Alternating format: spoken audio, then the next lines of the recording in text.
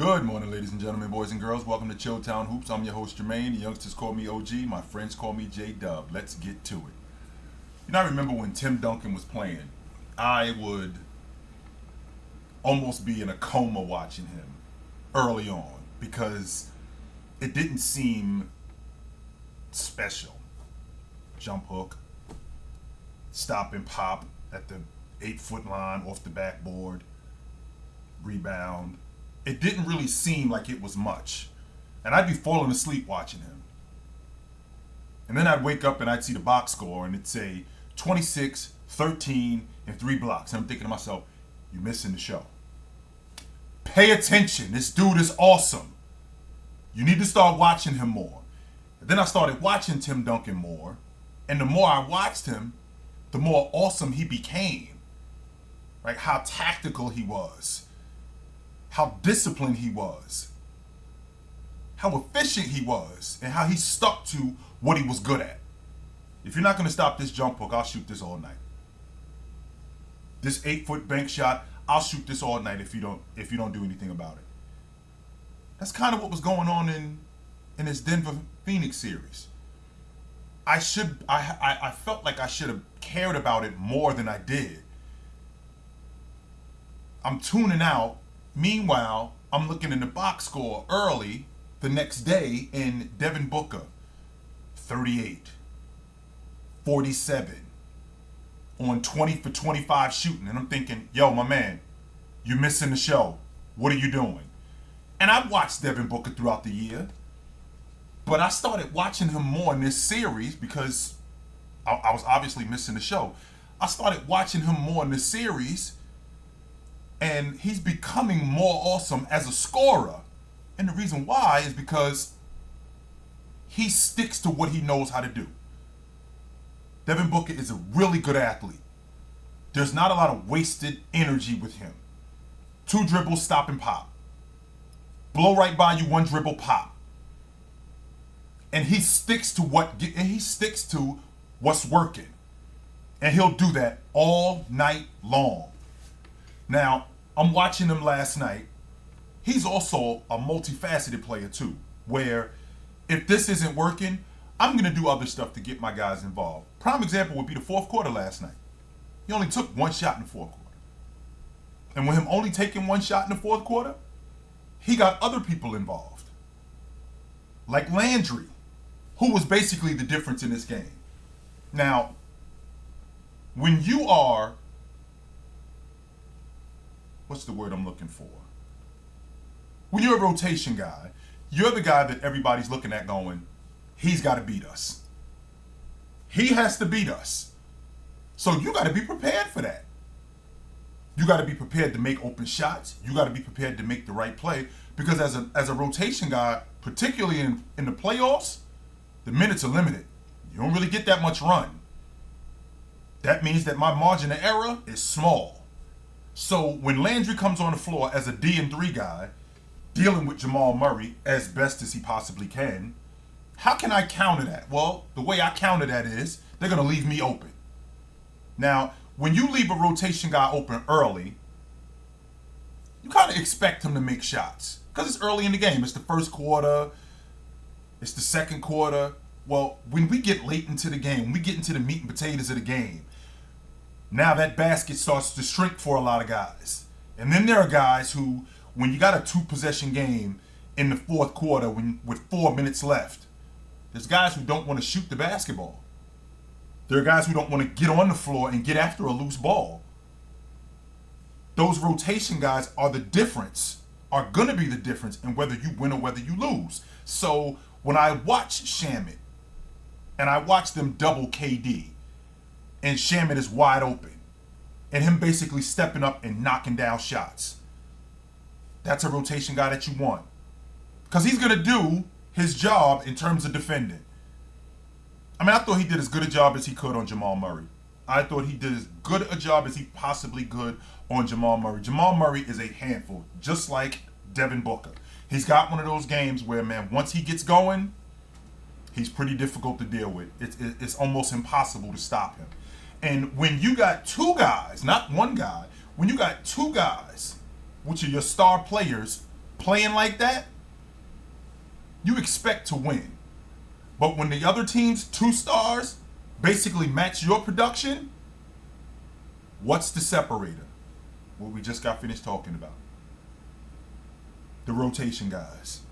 And Shamet was the difference last night, and Michael Porter Jr. was not.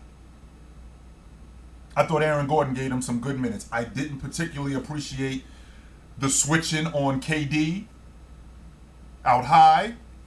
I didn't appreciate that with him and KCP because there is no the screen action. I don't think the screen action is enough to cause a switch. That screen is just him walking over. It's not him actually screening you to hold. It's not him actually screening Aaron Gordon to hold him up. He could just walk right around the screen. There's no reason to switch. No reason to switch. And there was plenty of help defense on the perimeter from KCP. Plenty of help defense from Jamal Murray. Now, KD is going to get to his spots. KD has one of those games where, another one, once he gets going, he's impossible. There's really not much that you can do with him. With that being said, that production has to get matched. Michael Porter Jr. has to make open shots. I thought one of the bigger shots last night, that was a momentum changer. They had gotten a steal, and it was a 2-possession game. It was late in the fourth quarter. And instead of him going to the rim, because the rim was wide open, and he was in transition, instead of him going to the rim, he stops at the long ball line. And DeAndre Ayton disrupts the shot, and it becomes an air ball. So instead of it being a 1-possession game, down 3, Phoenix comes right back down and they score. Now they're down 7. That's a momentum changer right there. When I'm a rotation guy, when I'm one of the in-between guys, I have to do my job. You have to. Because you're going to be the difference of us winning and us losing. When you get a guy like Joker who shoots 30 shots last night, and everything that he was getting, it was good stuff. When a guy like Joker who shoots 30 shots and shoots 67%, and your other guy, Jamal Murray, who shoots 25 shots and shoots over 55%, you should win that ball game. And the reason why is because they demand so much attention that you're going to get looks that you should knock down. That action between Jamal Murray and Joker, particularly at the top of the key, that two-man game where Jamal Murray is diving to the basket and playing off a Joker, I thought that was fantastic.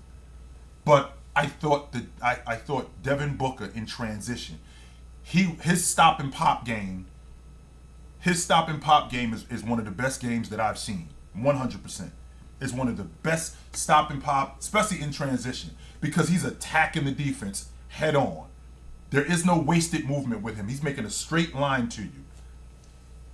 This has become a series, but we still haven't seen it yet. What I mean when I say that is Denver at home, they held serve. Phoenix went home and they held serve. All the heat now goes to Denver. Game 5 is in your building. And I've mentioned this to you guys in the past, man. It's one thing to win game 1 and game 2 on your home floor. It's something completely different when you got game 5 in your building and now the loser is facing an elimination game. And it could be you on the road. Guys play different. I didn't understand why Mike Malone didn't dig deeper into his bench. We've been talking a lot about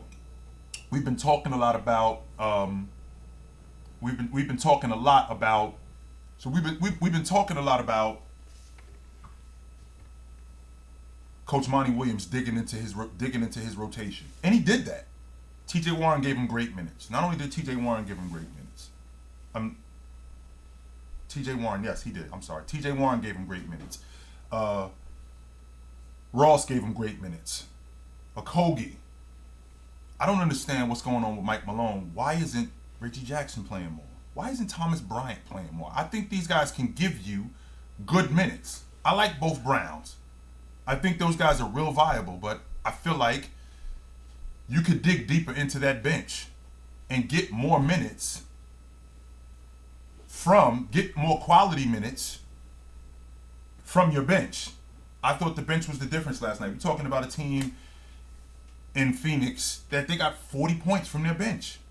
40-11? That's got to change. But we do have a series now. Yes, we do. Just like we do in Philadelphia.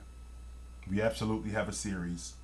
I am 100% confident that great players, what they do is they do more than one thing. What I mean when I say that is, if this isn't working, I got to do this. I mean, Jason Tatum almost went 20 and 20 yesterday. And why did that happen? Because he started the game 0 for 8. And he recognized, what it reminded me of is, it reminded me of Kobe Bryant in 2010 during the NBA Finals, where it was Game 7 and Kobe doesn't have it going at all. And he recognizes that if I keep doing this, we're going to lose. So I have to do something else. I got to do something else. And what does he do? He goes and he sticks his nose in there. And he gets on the backboard. Pulls down 15 rebounds in that game. Jason Tatum did the same thing yesterday. Stuck his nose in there. Pulled down 18 rebounds and 3 blocks. Thought James Harden, which I'm actually pretty surprised about, James Harden gave them some really good minutes last night. Really good minutes last night. Joel Embiid operating at the mid post, at the elbow. I think that works when you got a bigger guy on you. When you got a guy like Marcus Smart on you, when you got a guy like Grant Williams on you, you can get the basketball at the elbow, throw the ball back out, and then reposition yourself to bury a smaller guy. Marcus Smart should not be covering you at the 15-foot line. There's no way you should try to take Marcus Smart off the dribble. No. He's too small, and you need to use your height as an advantage. 100%. But I don't think he did that. I thought that the Boston Celtics were going to pull away late, especially considering how Philly let them back in the game. I mean, they had a 12-point lead in the fourth quarter. Al Horford gave them incredible minutes. So did Grant Williams, and they were able to cut the lead. You know, a lot of people are talking about why Coach Mazzulla, why he didn't call a timeout at the end of the game in the fourth quarter, why he didn't call a timeout. Well, calling timeout doesn't always help your unit. In fact, it could hurt your unit. And the reason why it could hurt your unit is because the other unit has an opportunity to set up. They could set their defense. They could get together because they go over what plays you run at this time of the game. They could get all of that together, as opposed to when you just go. And if you just go, you could catch them off guard. I don't necessarily think that a timeout was necessary right there. I don't think that. Jaylen Brown got off early, and I wasn't surprised about that because that's kind of what Jaylen Brown does. But I thought the difference in that game yesterday was James Harden going downhill and being the playmaker that he was. If you could get Joel Embiid more involved in the game, closer to the basket when he has mismatches on him. Marcus Smart is a mismatch. Grant Williams is a mismatch. If you could get action where you get those guys, you get those guys on him, if you could get him closer to the basket, as opposed to him being 14, 18 feet away from the basket, I think that I think Philly would be so much more effective, and I think that they'll have another opportunity to win. Now, they're going back to Boston, and again, I honestly thought that Boston was going to make quick work of Philadelphia. And I did not expect James Harden to play the way James Harden's been playing, simply because of his history. And because of the last 2 games that he's played. 5 for 28 after a 45-point outburst. 5 for 28. But the true test is going to come tomorrow in Boston, Game 5. This game is going to be the separator. This game is 100% going to be the separator of who's going to win this series and who's going home early. And it's the playoffs, guys, and I'm here for it. So you know where to find me, and I know where to find you. But until then, take it light, but take it.